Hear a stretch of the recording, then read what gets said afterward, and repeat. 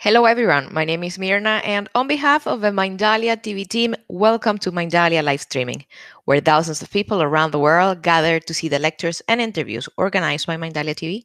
Today, with us, Angel Rebo, CEO, consultant, TV host, international public speaker, and president of the Wisdom for Kids Foundation, is going to be joined by Judy Hoberman. Judy is president of a Walking on a Glass Floor and Selling in a Skirt. She is an international speaker, trainer, executive coach, author, and radio show host. Before starting with them, we want to remind you that Mindalia's mission is to share information that can help raise the level of consciousness around the world, and you can help us. Subscribing to our channel, leaving us a positive comment down this video, or sharing it with someone that you know that is going to benefit of the content that we are talking here today. Also, while we are live streaming, like right now, we have the active chat. It's the screen that you're going to be seeing here on my side. And through there, you can interact with us. You can enter your questions.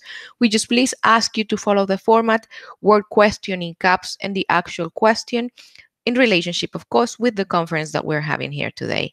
Last but not least, Mindalia is broadcasting from Monday through Friday in Portuguese through Mindalia Televisão and in Spanish through Mindalia Televisión. And we want you to join us. We want you to visit our different channels to find out the content that we are sharing there daily. Is content as beautiful and as interesting as the content that you see daily on Mindalia TV? We also want you to collaborate with us with your own valuable content, with your own knowledge. And for that, you can go to our website. On the top, you're going to be finding a link. It says collaborate with Mindalia. That link is going to take you to a form that you can fill out, and our technical team will be getting in contact with you. We're not going to delay this any further. I am going to be leaving you now with Angel and with Judy Hoberman. Guys, welcome to Mindalia live streaming. The screen is yours. Thank you very much, Mirna, and welcome back to Mindalia TV. Judy, how are you?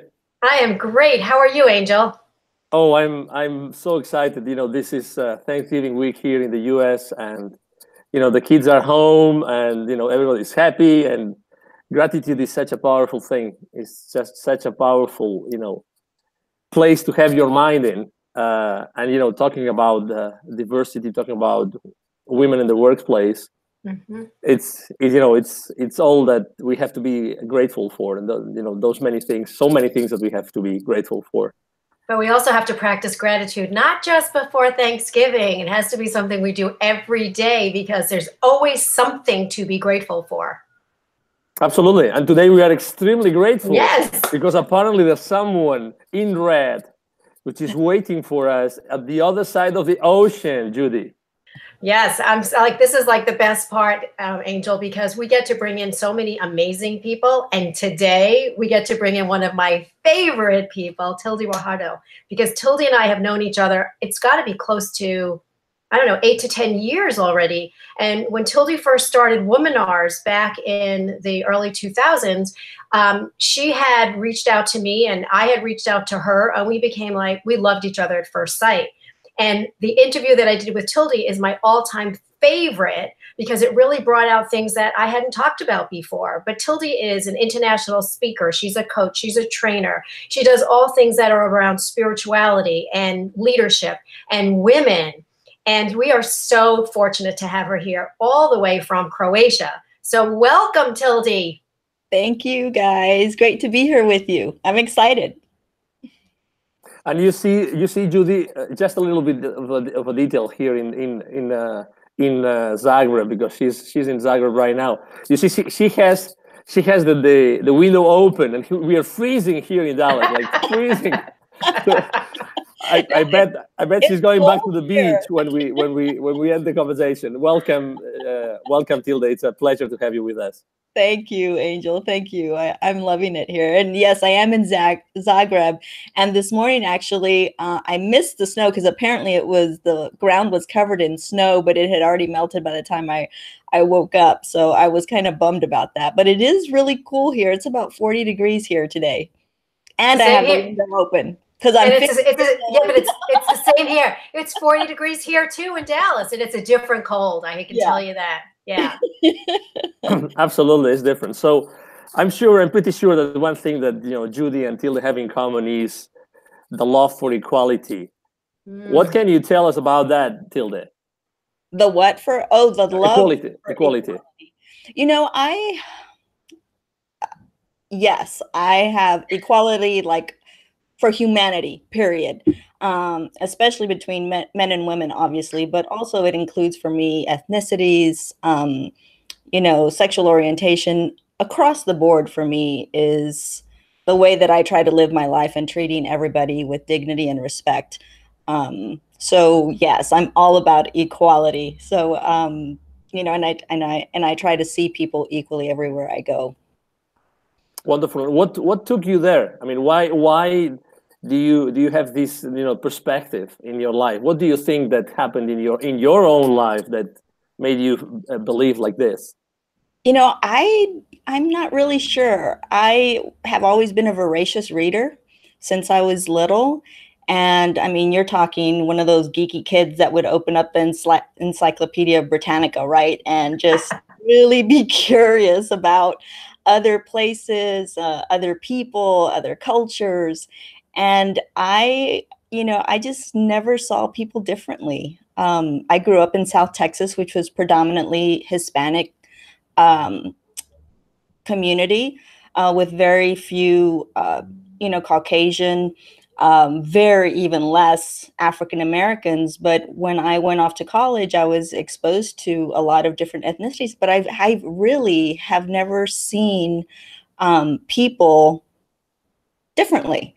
I have always just seen them through the same lens, and you know, of course, I've experienced some racism myself, and some discrimination, being Hispanic or being a woman. But I personally have never seen people differently, and I don't know if that's something that, because of the readings that I did and just the curiosity that I have and the heart that I have, where I love people.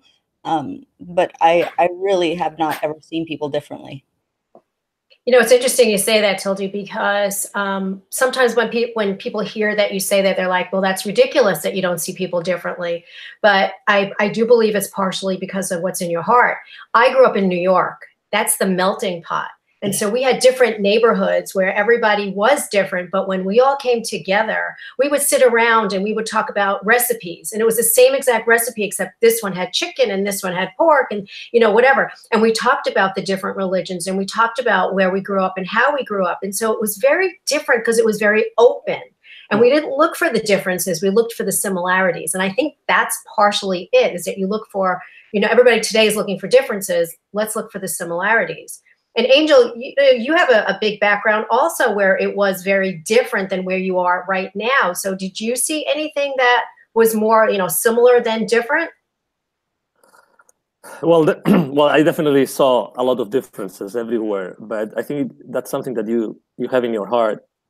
I remember when I was a kid, and as you know, I was born in Spain. And I thought, I was really concerned, not about the difference in people, but about how the people would manage their lives and their society.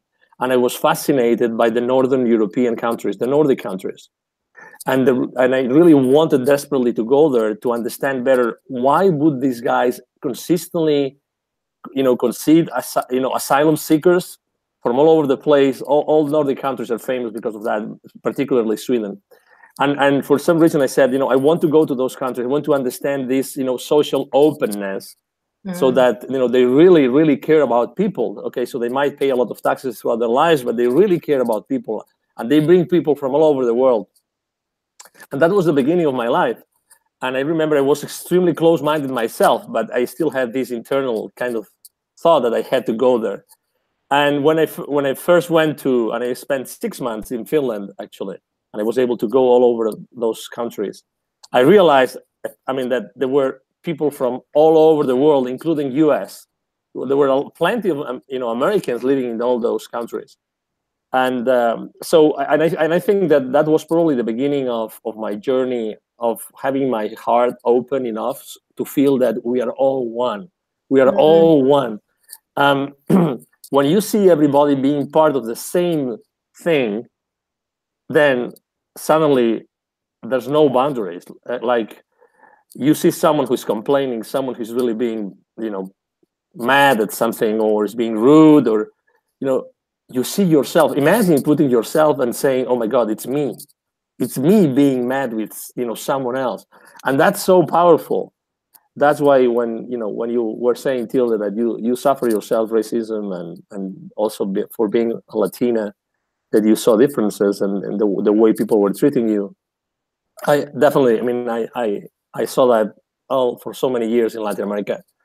But the thing is, what do we do about it, right? What do we do so that we help people every single day, so that, regardless of their origin, their religious beliefs, which is obviously very important, very, very important, we still feel that everybody in a corporation, in a workplace, we are all one. We are all the same. I don't know if I answered your question, Judy.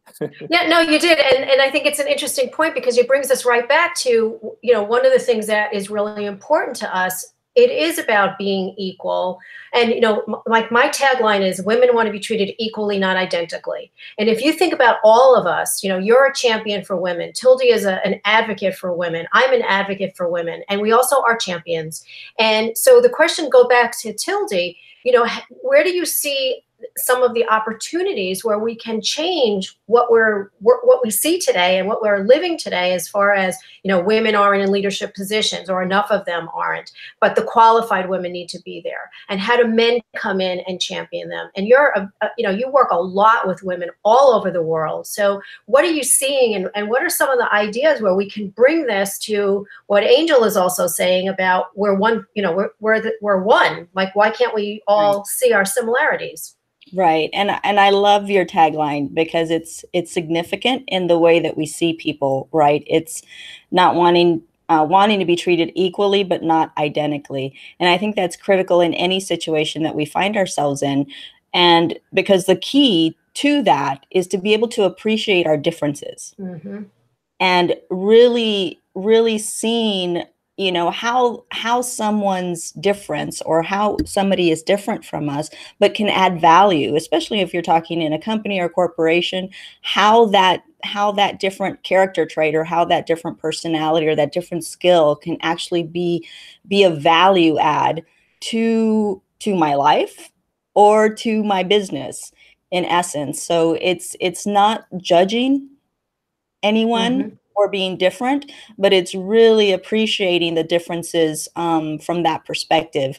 And, if it doesn't serve you or your business, then okay, but don't call it bad, because it's not necessarily a bad trait or characteristic. It's just not, it's not going to work for me. Yeah, it's not going to work for me. So, from that sense, that's kind of how I look at things, or at situations, at people. It's trying not to be judgmental, but really asking myself, is this serving me? Is this serving the purpose? Is this serving the goal? And just being appreciative of those differences that we have. And use them as assets, not liabilities. Exactly. Because I think we focus too much on differences as being negative. And actually, we should be focusing on how to leverage them. How do we leverage our differences, and how can we come to the table with different perspectives and different ideas and different ways of doing things, and work together and collaborate to build something that's truly unique and beautiful? Well, no, go ahead. No, I was just going to say, Angel, you and I have talked about diversity a lot, and we've talked about all different diversities. But what do you think about diversity of thought? Because if we all are the same person in a company and we all have the same idea, how do you grow? So what do you think about diversity of thought by having different people, different types of people, whether it's their background, whether it's their gender, whether it's their generation? What are your thoughts? Angel. Oh, excuse me. I thought Thank you. The other day, let me tell you a story. A couple of weeks ago, I was on a retreat, and I was there like an observer, participant, and also interviewing some amazing people. Typically, it was a spiritual retreat. Okay, so there were several people in several stages of their spiritual development, and one of the things that I loved the most there was a 24-year-old. That's pretty unique. If you go to any event in this country about the spirituality, typically it's 80% women and mostly like above their 45s, let's say. Let's put it this way. This guy, I mean, I was so impressed, and because he already was aware of many of, let's say, the dynamics that are going in society, and he sees everything as one. And I was asking him questions. I interviewed him twice throughout those 4 days I was with them, and he was sharing how millennials and how kids or how young men behave today. And what stood out to me was that regardless of what's going around him, he already knows that all the differences are going to play in his favor. All the differences of everybody around him, even if he's young, are going to play in his favor. He works for a large, cosmetic corporation, and he works as a data analyst. So like a pretty grounded engineering kind of software, I'm a computer engineer, boring kind of job. But, oh my God, this kind of thought, just say, I thought to myself, I wish all young men in the world had this ability or had this opportunity to see themselves in a place where the thoughts were actually contributing to each other as opposed to being different. So, as you know, I've been working for different corporations in more than 30 countries, closing business for them. And I would always have this, precaution of, should I ask this question? How do I ask this question? How do I ask this qualification question? How do I make this happen without hurting anybody's feelings? So I think that myself, that was the best training I could have in my life, was to be exposed to so many different cultures in Europe and Latin America and a few in Asia, so that, I was always very respectful, and I was always able to contribute to their lives and to their businesses. So I guess this is my answer about the different ways that we all think, and I mean, I think we one of these days we have to speak about religion and how can we also bring all the religions together, to not to subtract, but to add, to make it an addition to everybody's lives and everybody's businesses. How do you see this, Tilde? Yeah. Well, I'm glad that you asked because, one of the things that's unique about the trainings that I do with Womanars is combining spirituality with positive psychology practices. And so yesterday in the workshop, and the first thing I do when I start to talk about spirituality is with any group or with any individual is to say that it is not religion, and to identify it as just believing in a higher power or something bigger than yourself. And I think that alleviates all the tension that tends to rise up when people start to hear the word religion or religious, because of the connotations that has had and the history that religion has in a lot of people's lives. And so once I make that distinction that the spirituality practices that I'm going to talk about are not religion, it makes people at ease. And so I think even in business, when a lot of the research now behind the spirituality and spirituality practices go alongside positive psychology, getting the same results, where you have books like The Blue Zone, with all the research, and finding the happiest communities around the world. And one of the common factors with each one of those communities was spirituality, and having spirituality practices and having a strong faith community that they were a part of. So, all the research is there. And I think it's a matter of putting religion aside and really looking at it from a broader perspective of the spirituality component, that we are all energy. We're all are spiritual beings. And it's that connection with our higher power, our higher self that really allows us to see each other as one and as equal. And I think part of that also goes back to some of the things that we're missing as a family unit. You know, like a lot of times everybody's so busy that they don't even have time to sit down and have dinner together. And at dinner, that's where you usually would be able to talk about what's going on and how you feel and all of the other things, whether it's spirituality, whether it's religion, or whether it's just everyday stuff. And by not being able to do that in a family setting, what happens when you go into the world, the business world, and you don't have that support and you don't have the foundation?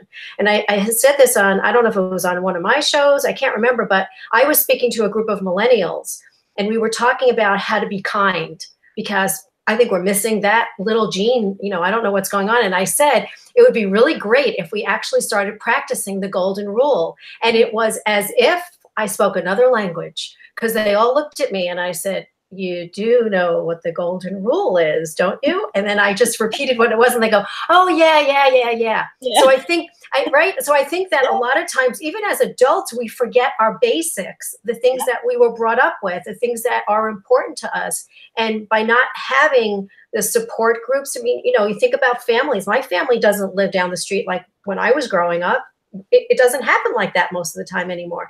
So we have to find something that's connecting us. And so maybe if it is spirituality, or maybe if it is taking our differences and bringing them together, you know, it's got to be something that as a community, we can do that. So maybe business, you know, the company you work for, maybe that's your community. I don't know. What do you think, Angel? Oh, it would be amazing to consider your company or the company you work with a community. I mean, right? That's never happened to me. And you know, that would show very, very obviously on the Great Places to Work survey that was conducted. But it would be amazing that would be considered. And let me add another edge to spirituality now that we are talking about this. There's many studies, and the other day I was reading online some statistics that youth, and you know, this hormone that is tied to youth also, to look younger every day. I think is the growth hormone, right? That we tend to lose when we grow up. Spirituality is directly related to youth, and I had never, you know, I had never seen a statistic about that. So when you actually try to increase your level of consciousness, so you start kind of walking your path on spirituality, you actually become also younger. And that's also amazing. I don't know if that was also something that the Blue Zone book, I haven't read the book, Tilde, but I don't know if that was something that the book was also mentioning. Oh yeah, it increases your vitality, totally. You know, and your zest for life. It's just amazing what the spirituality component can do for you. I mean, I'm a living testament of that. I mean, for the past 2 years, I've been on this transformation internally and deepening my faith and my spiritual walk. And here I am, you know, and I think I look at least 5 to 7 years younger than I did 2 years ago. Yeah, you know? totally. I'm in better health. I'm just in a better place. And I was in a pretty darn good place before, but now I'm just really, really in alignment and in connection with my spirit, with my higher self. And I feel the difference, and people see the difference too. But you're also open to it.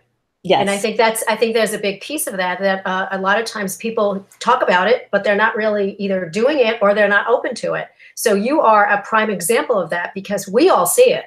You know, we don't get to see you every single day, but when I see you across the screen, or when I see pictures of you, I always say, wow, look, Tilde looks amazing. So, right. And I believe it. So yeah, Angel, that was a really good resource that you got. And by the way, Judy, I wanted to ask you, let me throw at you a curved ball. Okay.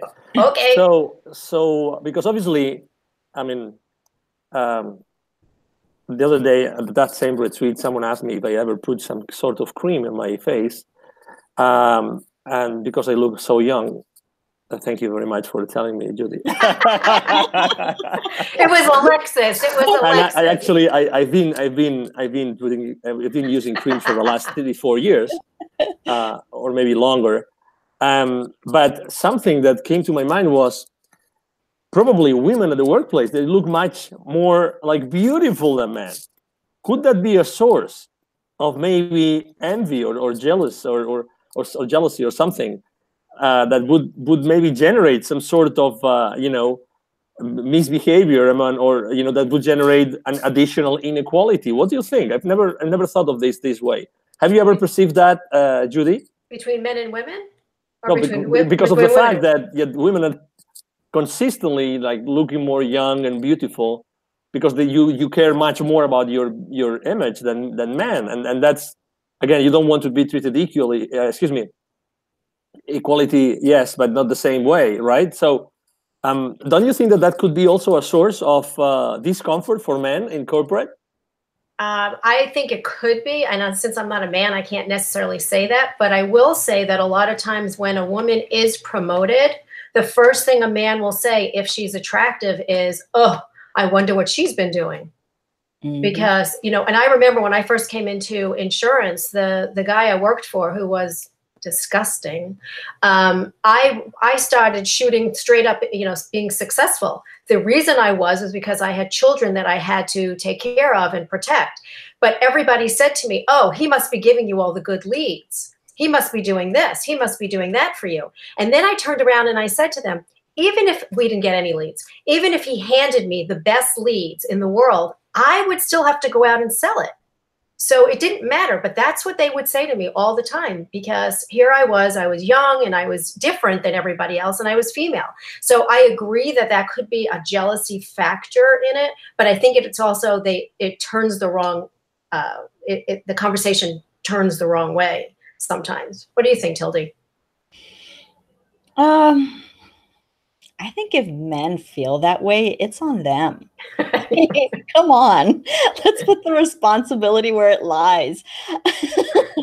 If somebody's good looking, if somebody's attractive, I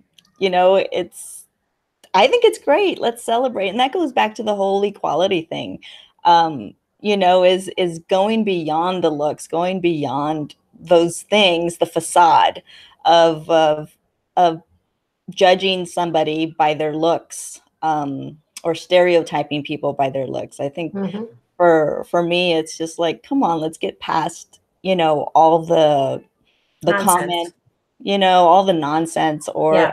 I've even heard women make smart aleck remarks like that about men. So it goes both ways. I'm not just harping on men here, because women can be just as bad sometimes. So I think it's time for us to just put those lenses away and really, really start to question ourselves, being self-aware. For anybody watching this, how do you look at people? Are you looking at them equally or identically? Right. Do you, and are you celebrating your differences? Can you celebrate your differences instead of always being in a judgmental mode? So that would be my question to everybody, is to really start to be more self-aware about how you speak, how you act, how you look at people that are different than you. Yeah, and it goes even back to the TED Talk from Turtle Creek, when we were talking about, outside the lines and everything. And if you remember, mine was about being prejudged. Yeah. And because that's how it was. And I'll tell you something funny, and I don't know if I ever told you this before, but the day that we had our dress rehearsal, one of the speakers came up to me and said, "Why are you here?" And I said, "Because it's dress rehearsal." And she said, "Yeah, but look at you. You're all put together. Why do you need to have dress rehearsal? You're all this and you're that and blah, blah, blah, blah." I said, "Are you going to be here to listen to my talk tomorrow?" And she said, "Yeah." So after I gave my talk, she walked up to me, she hugged me, and she said, "I had no idea that people had prejudged you before, and I did that." And so, yeah, you're right. I mean, people do that in a second, in an absolute second. And then you have to go back and you have to say, okay, who else am I prejudging? Yeah. Think about the business world. I mean, Angel, you said at one point that you were very successful because people said you had a feminine side, that you actually were able to talk to people and have those soft skills. So what would happen if you walked into a company as, in your position, and you said, well, this one is this and this one is that, because you prejudge by the way they look? How successful would you be, Angel? Well, obviously not for a long time. Yeah. Definitely. Although, as you know, in corporate, there's a lot of judgment which is being allowed, and yes. that's another story. So I guess it would depend on many different factors, but the most important thing would be, obviously, I wouldn't feel comfortable doing it. So, at the end of the day, after the first day, I would feel really like, oh, what did I do? Oh my God, that's so not me. So, it's that like thinking about what you did for the last few hours and thinking, what did you contribute to the others' lives, Mm-hmm. and when you're in a place of openness and understanding, it's a completely different story.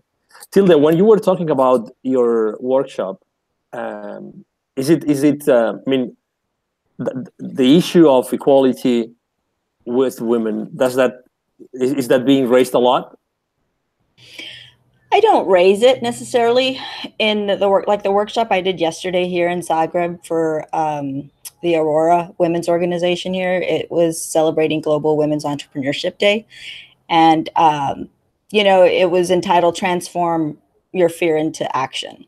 And so it wasn't really to address equality, even though the premise of everything I do is to get people to see each other equally and not see the differences. So all the work, from self-awareness, especially the self-awareness piece, the self-love piece that I teach, is all centered on being able to see each other without that, filter, without a lens of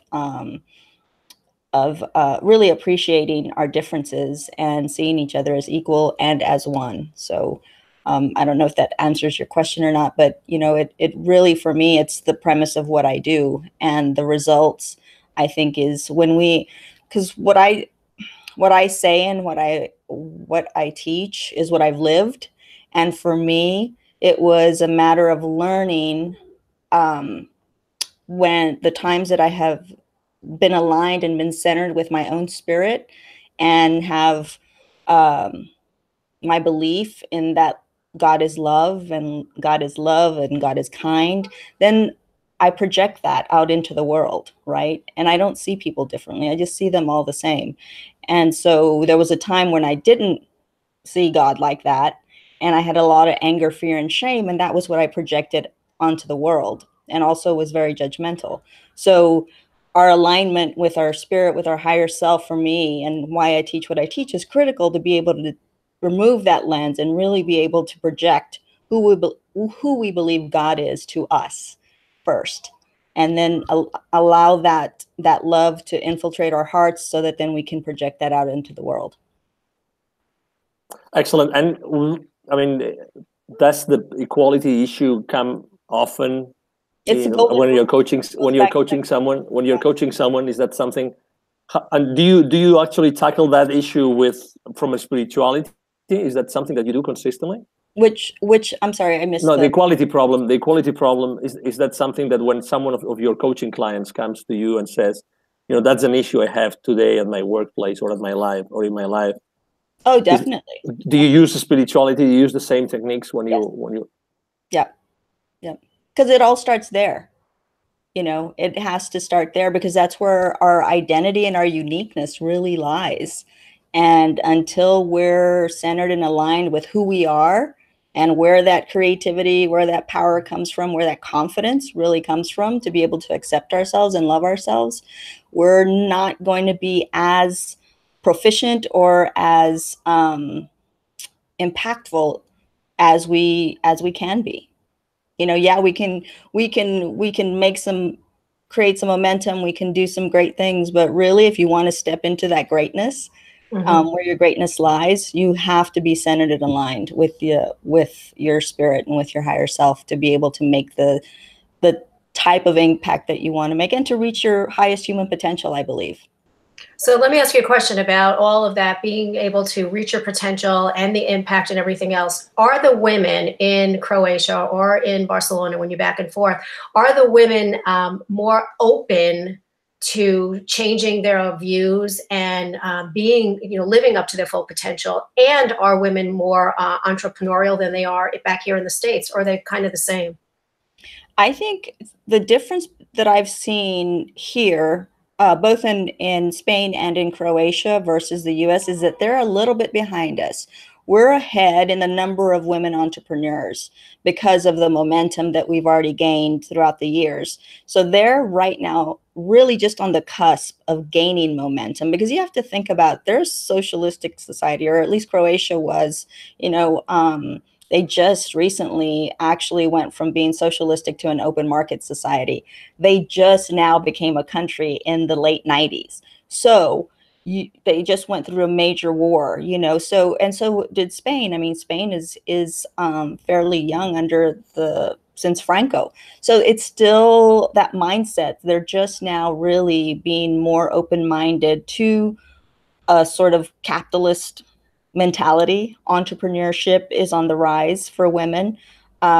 There's also more resources that are being made available to women just now.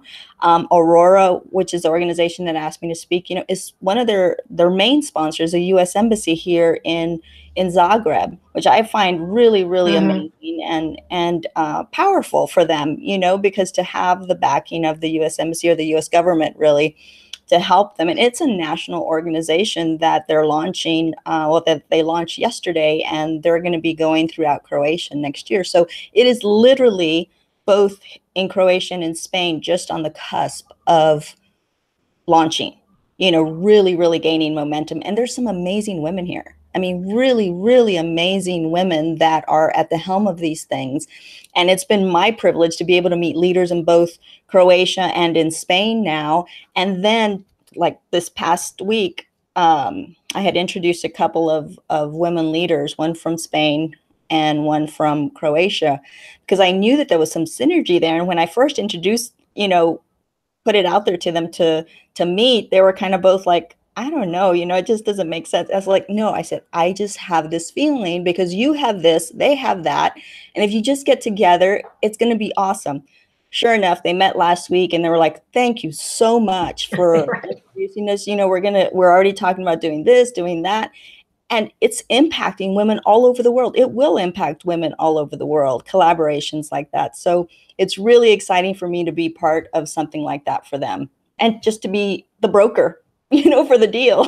It's like, so go back to the equality again. Do the men see women as being as prepared to do business as they are, or is that still, because I mean, in the United States, we still have that same, balancing act. No, most men, I would say, here are not prepared for that, and it's still a block for them. There are men, I would say, Eastern European or Belgium, Luxembourg, Switzerland, that area.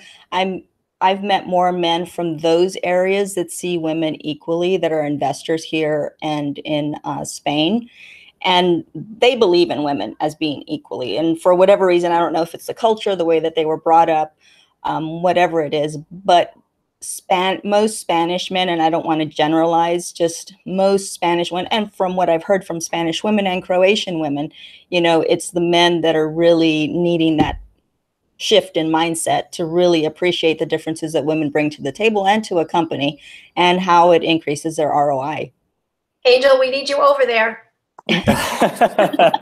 Thank you. Let me throw an additional data point here. Excuse me. Yesterday I was reading El País. I read El País from time to time online, the main newspaper in Spain. Excuse me. And they were talking about inequality, and they were talking actually about racism with women. And they were saying that actually Spain is ranking even higher than the US in verbal racism.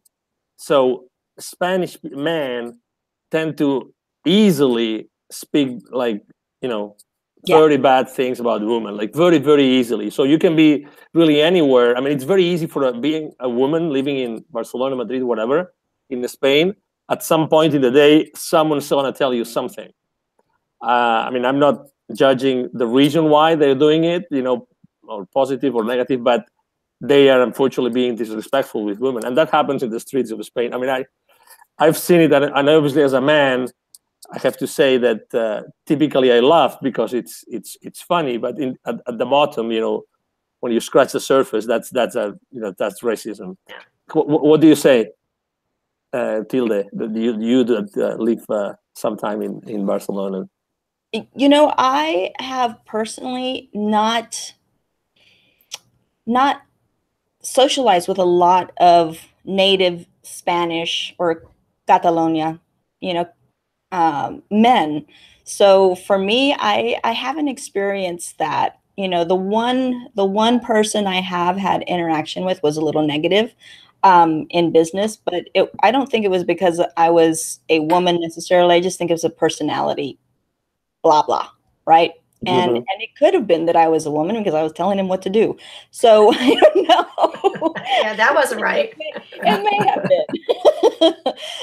But in reality, you know, I have met some really helpful men, you know, in my meetings with Barcelona Activa, which is a startup community there in Barcelona.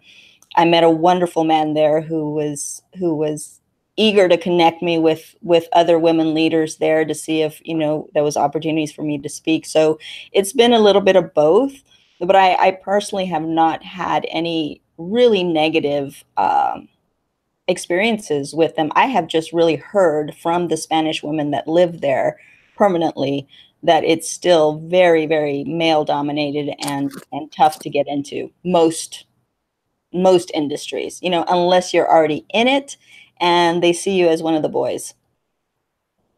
Exactly. And also we are blessed because you are in Zagreb, and you mentioned it just a few seconds ago.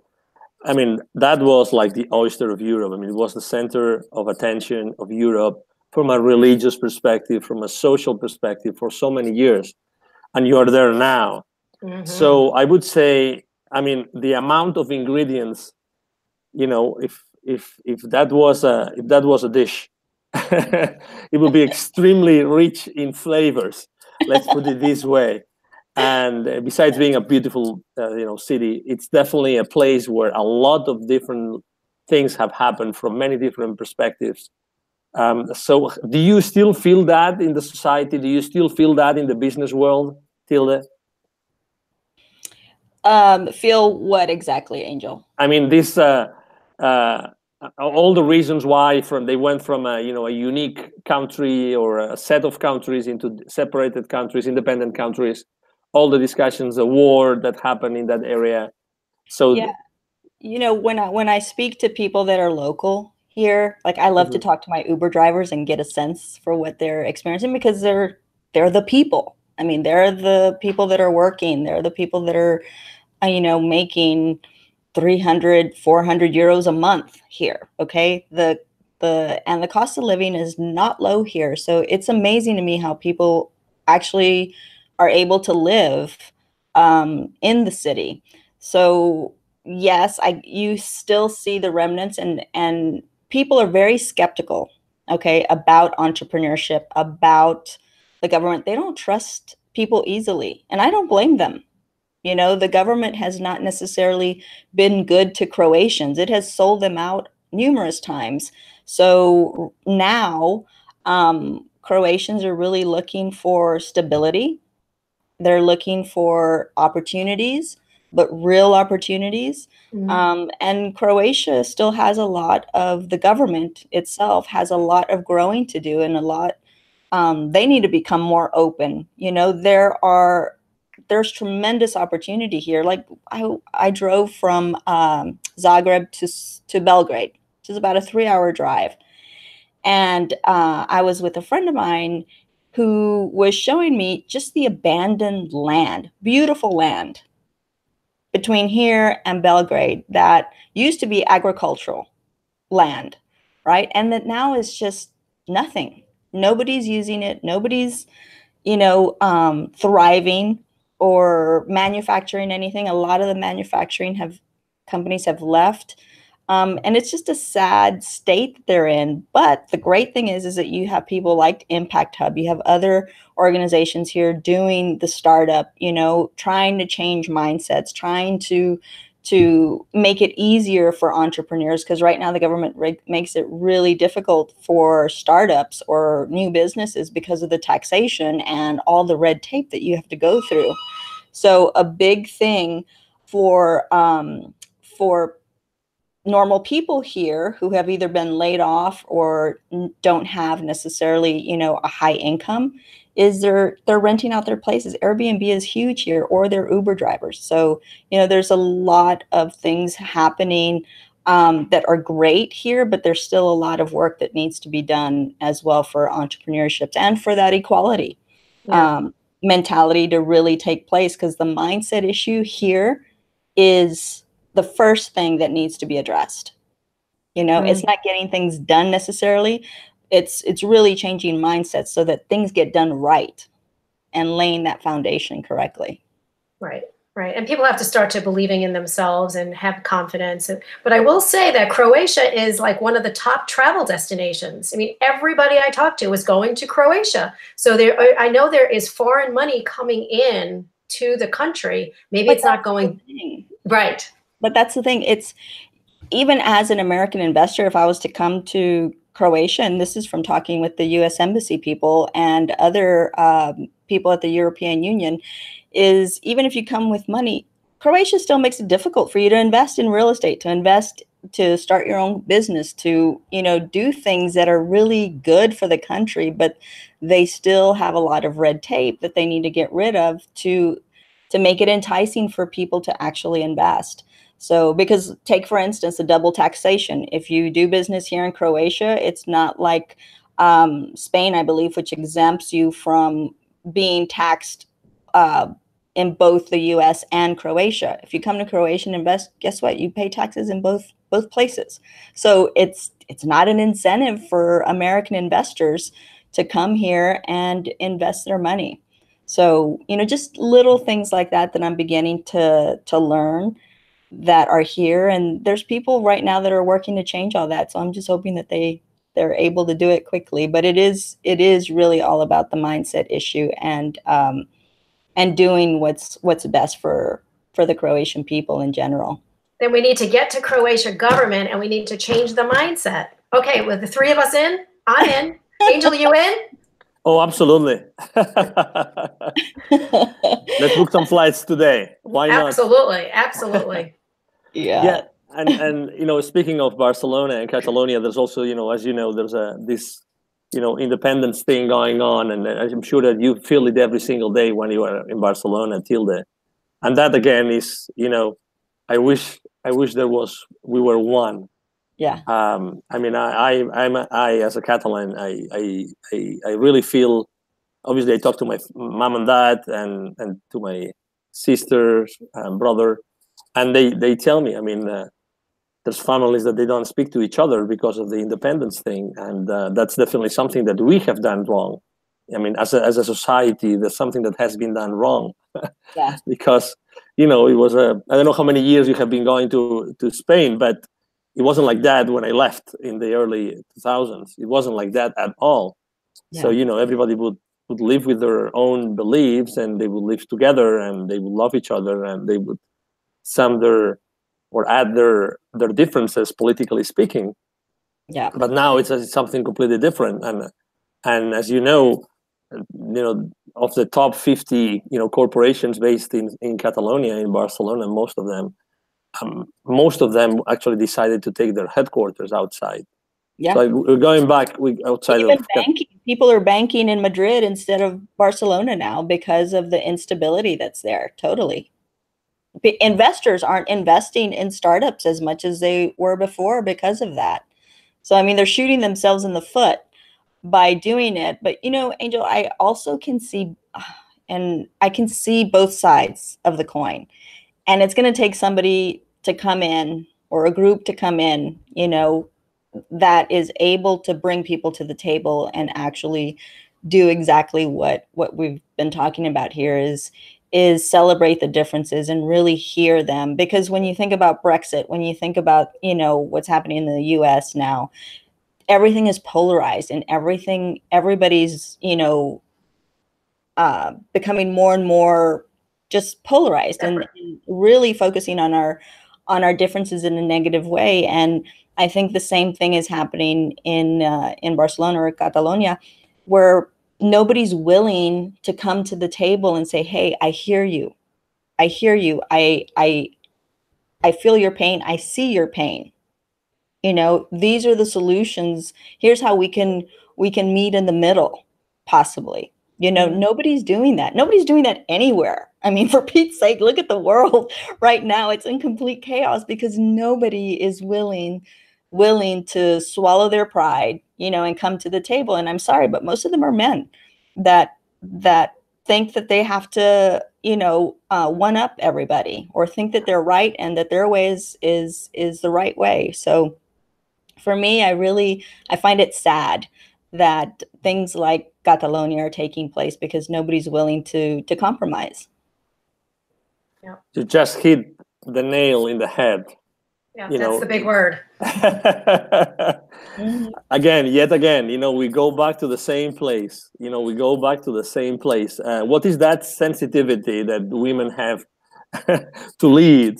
What is that ingredient, Judy? What is that ingredient, Judy, that women have? I mean, because you are absolutely right. I think that there's only one or two women in the entire whole thing that happened in Catalonia, right? And actually one of them, which is the mayor of the city, I have actually heard her, and she's pretty much, I mean, like trying to balance both sides. I mean, I haven't seen her being, I mean, again, from the distance, she's not as polarized as the other politicians.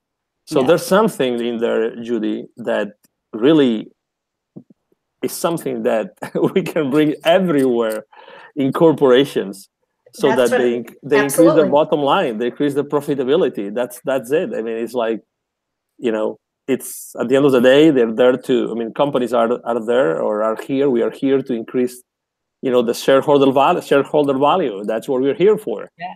You know, and women have this way of doing things and this ability to approach conflict that probably we are men not going to be able to take the lead on that. What do you think, Judy? Well, part of it is, you know, that women are more apt to be empathetic and nurturers and ask questions. And we don't just ask yes or no questions. We ask the open-ended question to get your opinion in. We're also very generous with our time. And once we start transferring that, or get people to see things from a different perspective, like turn everything upside down on its head and start to talk the way that most people want to be spoken to. You know, if you look around in our country, in the United States, you look around on social media, people are just mean. They're mean and they have one set way of thinking of things, and they don't want to hear anything else because they don't want to listen. They don't want to learn. And when we stop learning and we stop listening, we're done. And women really want to continue learning, and they want to bring other people into that conversation and ask them questions, get their opinion, because we've always been kept out of conversations. We've never been asked our opinion, and now we want to make sure that that doesn't happen again. So we're very conscious of it. We're very sensitive to it. And all the leadership skills we talk about, you know, we talk about all these, you know, get to the table and learn how to negotiate and find your voice. That's great, and we have to do that. But there's so many other things that we have to do first. We have to be able to have that conversation, how to communicate. And, you know, if you go in, I just did a talk for somebody, and we talked about, you may not change the culture so quickly, but you can change the climate. And the climate is one thing at a time. It's one thing at a time, which will end up changing the culture. And that's how this all has to come to be, is changing culture. Yeah, absolutely. You know, I had the privilege of working for Southwest Airlines for 20 years. And so I started with them in 95 when the culture was amazing. And Colleen Barrett and Herb Kelleher were at the helm. And the way that we were inducted, sort of, you know, initial training with the mission, vision, and the culture of Southwest was ingrained in us. And they didn't hire you because you had the skills that they needed. They hired you because you had the same values that they were looking for. You know, and I think that's what's missing in a lot of corporate America today. You know, having been there for 20 years, I saw also the transition go from a vibrant, fun, loving, collaborative culture to not so much when I left. And the leadership changed, and which trickled down. You know, people feel when a leader is not authentic, and when things shift. I mean, I know going from a small company to a major corporation is difficult to keep that culture. But in essence, you know, what they did was leave all the great things that happened, you know, in the first 10 years that I was there, And then a major shift once new leadership came in, the focus was no longer on customer service and employee retention or keeping the employees happy. It was now on-time performance and keeping the shareholders happy. Yeah. Exactly. Yeah. And everybody feels it. Everybody feels it. And it just, for me, it destroyed my motivation to come to work. You know, well, I do remember Colleen getting up on a stage and saying, we are a people company. All we do is take care of our people, whether it's our internal people or the external clients. She said, oh, and by the way, we fly airplanes. Yeah. And you see how different that is. And we're we fly airplanes. And by the way, we do. No, it was all about people. And that's, Angel, that's what we were just talking about. That's what we bring to the table is it's about the people. And oh, by the way, we also do this. And I think when you think of it that way, I think there's a much different vision for everyone. And I'll tell you one other thing, because I know we're going to run out of time here. One other thing is that when a company has a vision and a mission in place and nobody knows what it is, then what's the point? You can't just say we have this great mission statement and nobody knows what it is. Because I've asked companies when I go to speak to them, so I really like your mission statement. And they're like, mission statement? Like, what is it? Because they don't even know. Well, what's the point of having mission and vision if you're not going to share that? Because that's your culture. Yeah. Exactly. So unfortunately, we are at the end of the conversation. We were triple blessed today for having an American that lives in Zagreb and in Barcelona, and an amazing and outstanding, world changer. Yes. So thank you very much, Tilde, for being with us today. Thank you for being on Mindalia TV. Thank you. Thank you. And Judy, again, a pleasure to share the floor with you. My pleasure as well. And I look forward to our next one. Absolutely. Thank you. Thank you very much. And again, this is Angel Ribo with Mindalia TV. By the way, if you want to contact me to be in one of Mindalia TV shows, you just have to send an email to Angel Ribo, ANGELRIB as in boy O, at Mindalia TV, MINDALIA TV.com. Thank you very much again. Great to have you here with us today and hope to see you soon. Bye-bye. Happy Thanksgiving. Happy Thanksgiving.